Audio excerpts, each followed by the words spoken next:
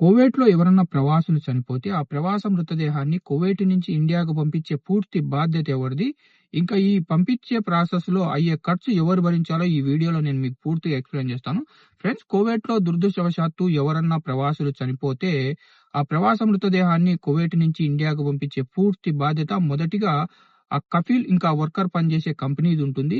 మన దురదృష్టవశాత్తు కువైట్‌లో ఈ కఫీల్ ఇంకా చాలా మంది కంపెనీలు ప్రవాసుడు మృతి చెందిన తర్వాత చేతులెత్తేస్తుంటారు. ఇలాంటి సిట్యుయేషన్‌లో మన ఇండియన్ ఎంబసీ ముందుకొచ్చి కువైట్ ప్రభుత్వంతో కలిసి మన ప్రవాస మృతదేహాన్ని ఇండియాకు పంపించాల్సింది ఉంటుంది.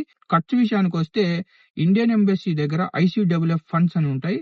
ఐసీడబ్ల్యూఎఫ్ అంటే ఇండియన్ కమ్యూనిటీ వెల్ఫేర్ ఫండ్స్. ఇందులోంచి డబ్బులు తీసి ఆ మృతదేహానికి అయ్యే ఖర్చు ఏదైతే డెత్ సర్టిఫికేట్ ఉందో, ఇంకా మార్చరీలో పేమెంటు, ఇంకా కఫెన్ పేమెంటు, ఎయిర్ కార్గో టికెట్ మొత్తం ఇండియన్ ఎంబసీ ఈ ఫండ్ నుంచి తీసి మృతదేహాన్ని ఇండియాకి పంపించాల్సి ఉంటుంది.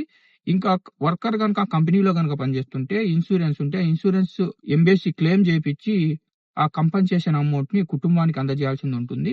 ఇంకా ఈ ఐసీడబ్ల్యూఎఫ్ ఫండ్స్ ఓన్లీ మృతదేహాలను ఇండియాకు పంపించడానికే యూజ్ చేస్తారా?